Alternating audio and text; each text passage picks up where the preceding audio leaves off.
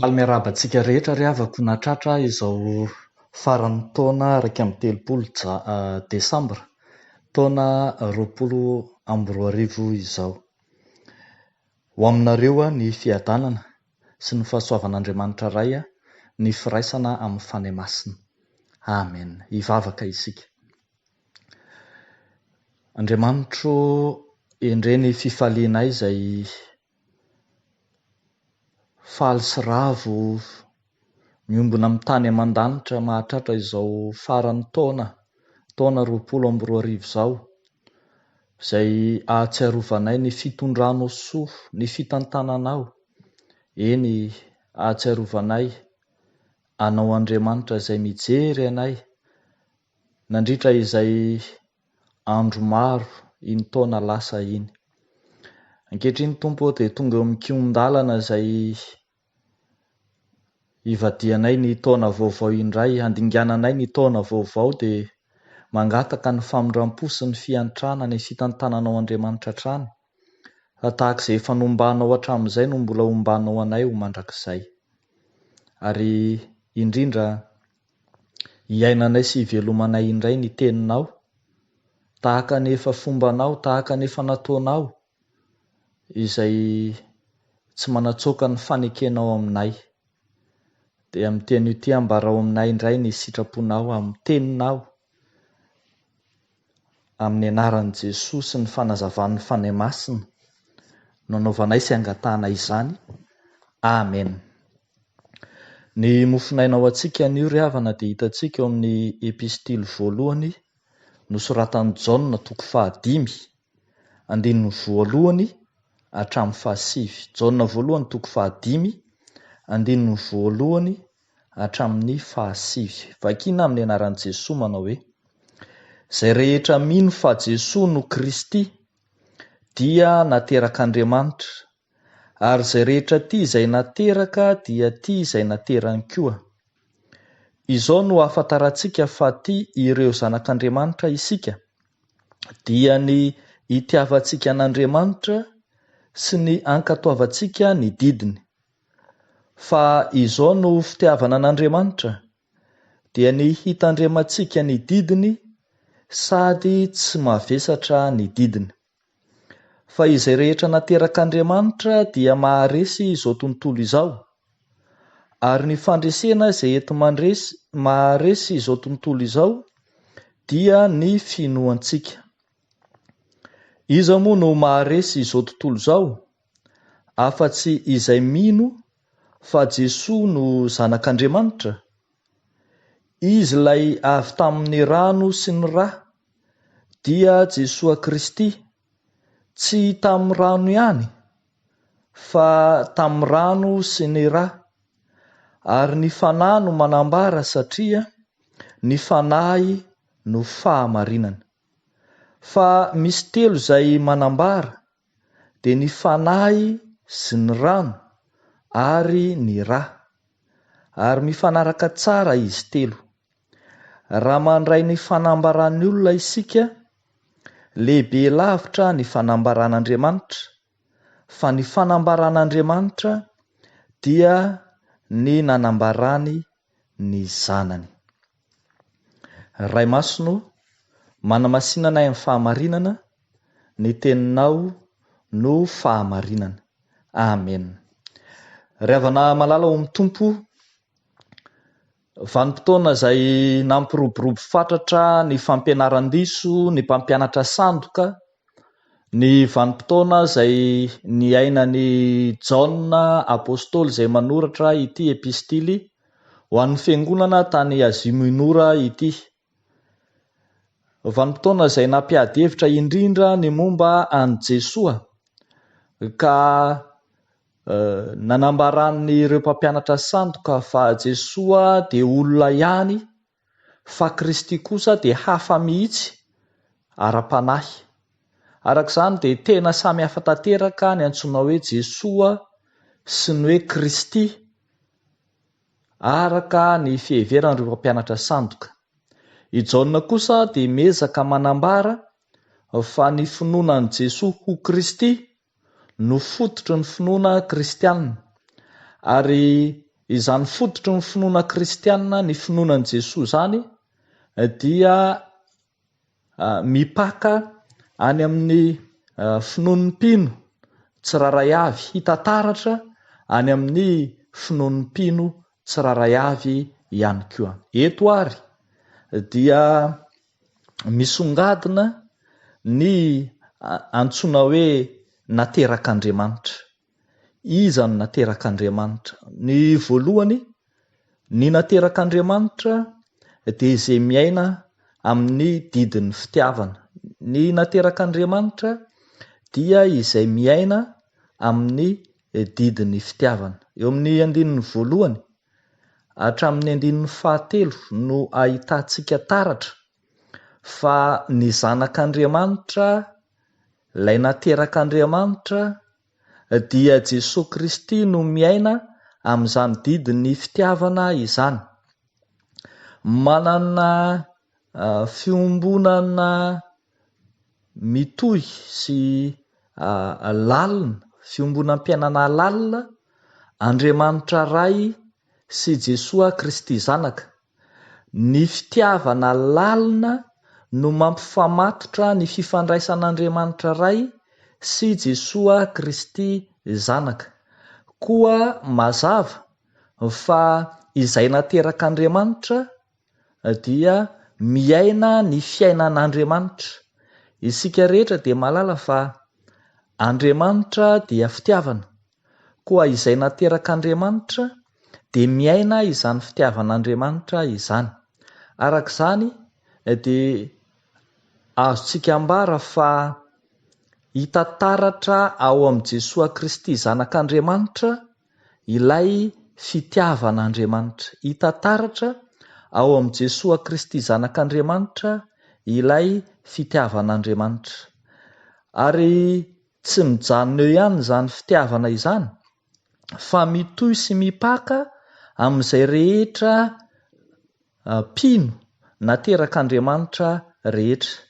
Zary lasa miaina ny fiainan'Andriamanitra amin'ny fitiavana izay rehetra mpino an'Andriamanitra. Ny tena fitiavana ry havana malala dia tsy inona tsy akory fa izay itiavan'Andriamanitra ny zanany, izay itiavan'Andriamanitra ny mpino, izay itiavan'Andriamanitra ny olombelona. Ho tsara ny filazan'i Jaona any amin'ny filazany tsara. Jaona 7:19 manao hoe fa toy izao no nitiavan'Andriamanitra izao tontolo izao, nomeny ny zanany lahy tokana. Arak'izany, ny fitiavan'Andriamanitra no singa lehibe mandrafitra ny didiny, ary tahaka izay itiavan'Andriamanitra amin'izao tontolo izao no takiana amin'ny mpino rehetra ihany koa. Ravako malala, mamarana tanteraka ny taona 2024 isika anio. Famaranana ny taona,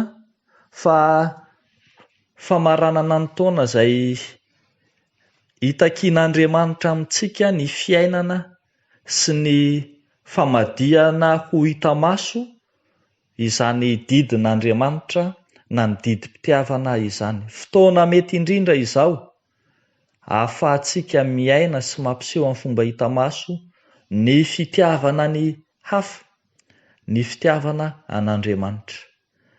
Ambara eto amin'ity tenin'Andriamanitra ity fa aseho amin'ny fitiavantsika ny hafa, ny fitiavantsika an'Andriamanitra. Izany hoe raha misy milaza fa tia an'Andriamanitra izy dia tsy maintsy mitia ny hafa ihany koa, na hoe hita taratra amin'ny fitiavantsika ny hafa, ny manodidina antsika, ny rahalahintsika, ny Jesosy aza moa dia hoe hatramin'ny fahavalontsika aza ny fitiavantsika an'Andriamanitra.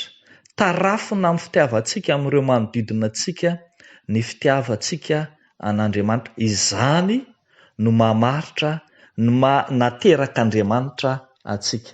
Raha fitiavan'Andriamanitra isika zanany ihany koa dia tsy maintsy miaina izany fitiavan'Andriamanitra izany no maha nateraka Andriamanitra antsika. Fa ny zavatra faharoa izay hitantsika taratra ry havana eto amin'ity mofinaina ity dia ny hoe izay rehetra nateraka Andriamanitra dia miaina ny fanambaran'Andriamanitra. Izay nateraka Andriamanitra dia miaina ny fanambaran'Andriamanitra. Eo amin'ny andininy fahaefatra hatramin'ny andininy fahasivy dia aseho ny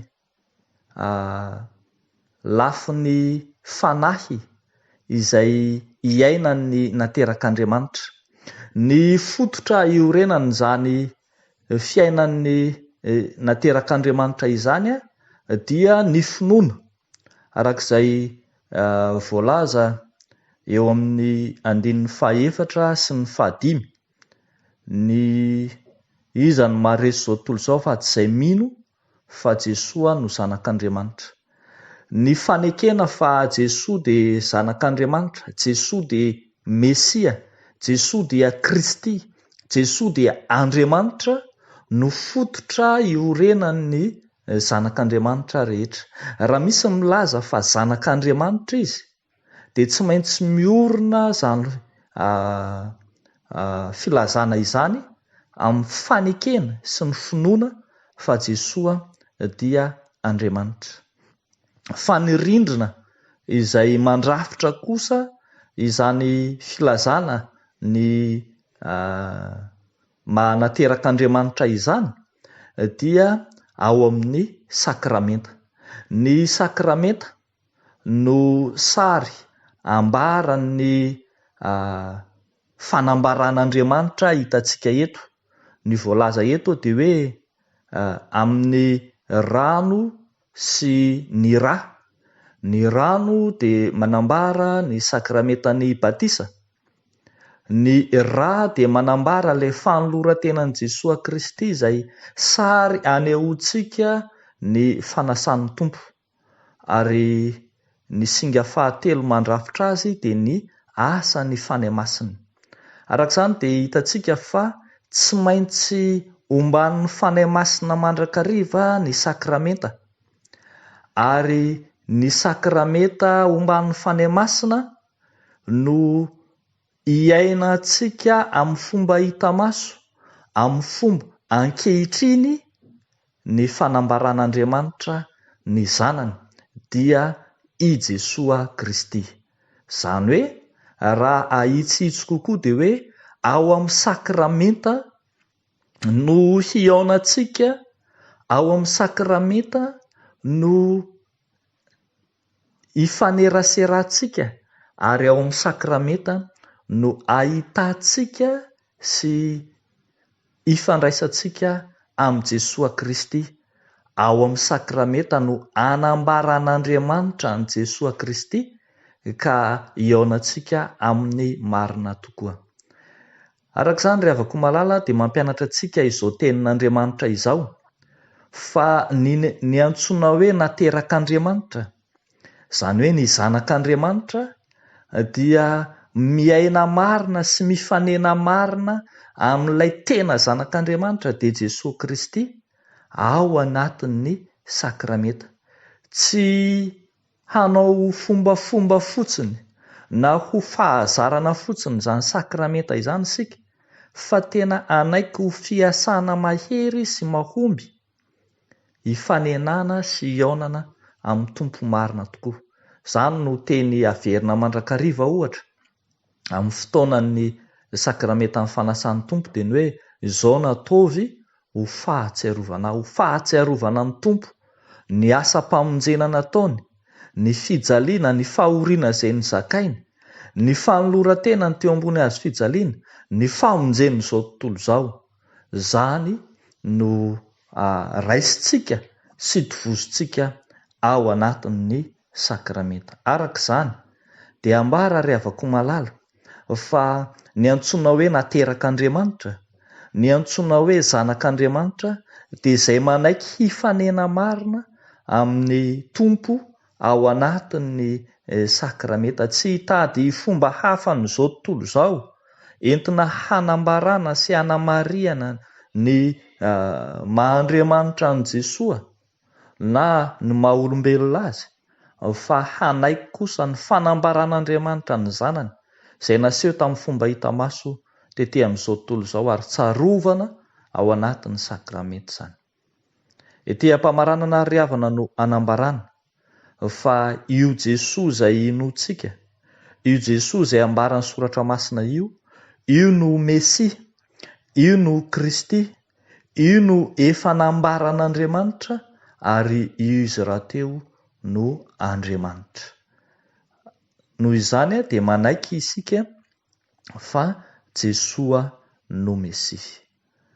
Dia ho an'Andriamanitra irery ihany ny voninahitra, ho amintsika kosa izany fankatoavana lehibe izany. Amen. Hivavaka isika. Andriamanitra, misaotra anao izahay fa nandre ny teninao, misaotra anao izahay afaka niaino indray ny afatra avy taminao, ilay afatra mankadiry manambara ny maha izy azy anao Andriamanitra ao amin'i Jesoa Kristy zokonay sy ny fiantefan'izany amin'ny finoanay tsiraray avy. Indreto izahay amin'izao faran'ny taona izao, resy lahatra ny famonjena vitanao teo amin'ny hazo fijaliana. Amin'izao faran'ny taona izao anaiky anao Mesia ka mitondra ny tsy finoanay, mitondra ny fisalasalanay, mitondra ny adinay sy ny tsy fifankatiavanay eo anatrehanao. Izay mino fa ianao dia mahay mandray anay amin'ny fombanay, amin'ny izao maha izahay anay izao sy amin'izay mety ho fahalemenay koa aza. Ary izay mino fa mamindra fo sy miantra ianao. Anananay fiainana vaovao, anananay fiainam-pifaliana sy fiainam-pahasambarana vaovao ao aminao Andriamanitra izany. Entinay eo anatrehanao amin'ny faharavoravoana lehibe Jesoa ny mombanay sy ny hoavinay rehetra. Ary ataonay sy angatahanay amin'ny anaran'i Jesoa izany. Mivavaka amin'izao faran'ny taona izao, jereo manokana ireo mpanomponao marobe izay manalavitra anao, eny tsy mahita anao na tsy mahatsiaro anao na minimana dino anao. Tompo, andona mora ny fon'izy ireny ianao, hahatsapany sy hiverenany amin'ny famindram-ponao.